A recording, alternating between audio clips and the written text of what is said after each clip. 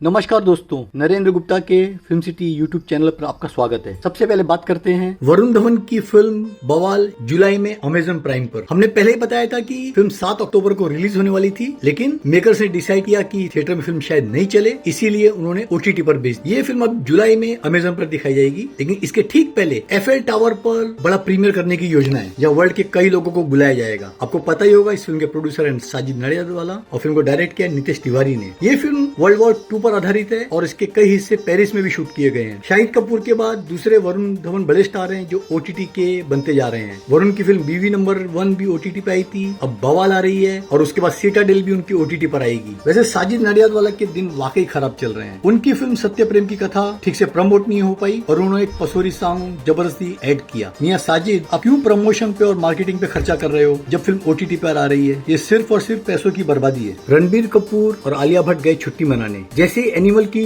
Shooting पूरी हुई, रणबीर कपूर ने अपनी दाढ़ी कटा दी और अब क्लीन शेव में नजर आ रहे हैं। और गत दिनों वो अपनी पत्नी आलिया और बेटी राहा के साथ विदेश में छुट्टी मनाने के लिए रवाना हो गए। उन्होंने फोटोग्राफर से खास रिक्वेस्ट की कि उनकी बेटी का फोटो न लें। आपको बता दें कि 11 अगस्त को रणबीर की फिल्म एनिमल और आलिया भट्ट की foreign film heart of stone Netflix पे रिलीज होगी। मिस्टर रणबीर, उम्मीद है कि आपकी फिल्म एनिमल इसके प्रोड्यूसर टी सीरीज की पिछली सुपर डुपर फ्लॉप फिल्म आदि पुरुष का पाप धोने में कामयाब होगी। वैसे टीजर से कुछ खास गर्मी नहीं लग रही है, क्योंकि वो हूबहू कोरियन फिल्म की एक्शन सीक्वेंस कॉपी करके लोगों को चिपकाई गई थी। करण जौहर की 28 जुलाई को रिलीज होने वाली फिल्म रॉकी और रानी की प्रेम कहानी उनकी पहली फिल्म है जो विदेश में शूट नहीं की गई। इस फिल्म की पूरी शूटिंग मुंबई, दिल्ली, कश्मीर, जैसलमेर और ऊंचा गांव में की गई है। वैसे गाने की शूटिंग यूरोप में करने वाले थे, लेकिन आलिया भट्ट की प्रेगनेंसी आड़े आ गई, लिहाजा उनको ये सॉन्ग कश्मीर में शूट करना पड़ा। और ये गाना उन्होंने यश चोपड़ा जी को श्रद्धांजलि तौर अर्पित किया है, जिन्हें वो अपना गुरु मानते हैं। मिस्टर करण, 7 साल के लंबे इंतजार के बाद आपकी फिल्म आ रही है। उम्मीद है कि लोगों की उम्मीदों पर खरी उतरेगी, वरना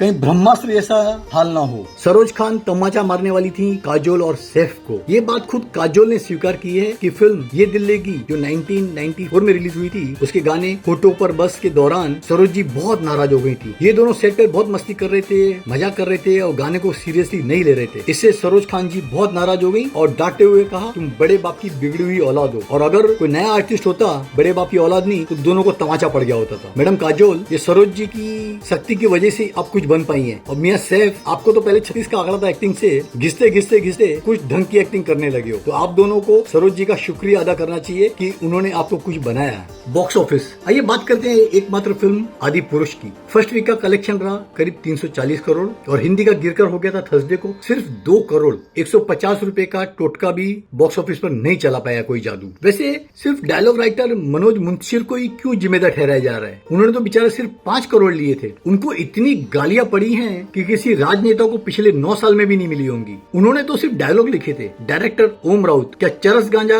का सेवन करके डायरेक्शन दे रहे थे? और फिल्म की प्रोड्यूसर कंपनी टी सीरीज, उनकी जो क्रिएटिव टीम है वो सिर्फ क्या चमचागिरी और जी हजूरी में लगी थी? और फिल्म के महान कलाकार प्रभास, कृति सनोन, क्या उन्होंने कभी जिंदगी में रामायण सुनी या देखी नहीं थी कि कैसी है? और कृति सनोन तो बुला बुलाकर अपने दोस्तों को फिल्म दिखा रही है। और इन्हीं कृति सनोन ने सीता के रोल में डिजाइनर साड़ी, डिजाइनर ब्लाउज और अशोक वाटिका में लिपस्टिक लगाकर हनुमान जी का इंतजार कर रही थी। इन सभी के अलावा सेंसर बोर्ड भी इक्वली जिम्मेदार है कि ऐसी बेहुदा फिल्म को सेंसर करके पास करना। और आज तक एक शब्द सेंसर बोर्ड की तरफ से नहीं आया है कि उन्होंने ऐसी बड़ी ब्लंडर कैसे कर दी। आज OTT पे रिलीज हुई है कंगना रनावत की फिल्म बतौर प्रोड्यूसर टीकू वेट शेरू। इतनी बेहुदा फिल्म है, कोई सब्जेक्ट नहीं, कोई थॉट नहीं, एक्टिंग घटिया, सब कुछ जीरो। ये OTT के लिए सही थी। वैसे भी OTT कचरा फिल्मों का डंपिंग ग्राउंड बन चुका है। पिछले 3 सालों से सैकड़ों फिल्में फ्लॉप और फ्लॉप और फ्लॉप ही आई हैं। उससे कहीं ज्यादा बेटर बनती है वेब सीरीज। पता नहीं मेकर्स और OTT वालों के बीच में क्या सेटिंग है, इसकी खोजबीन करनी चाहिए। कुछ भी सड़ा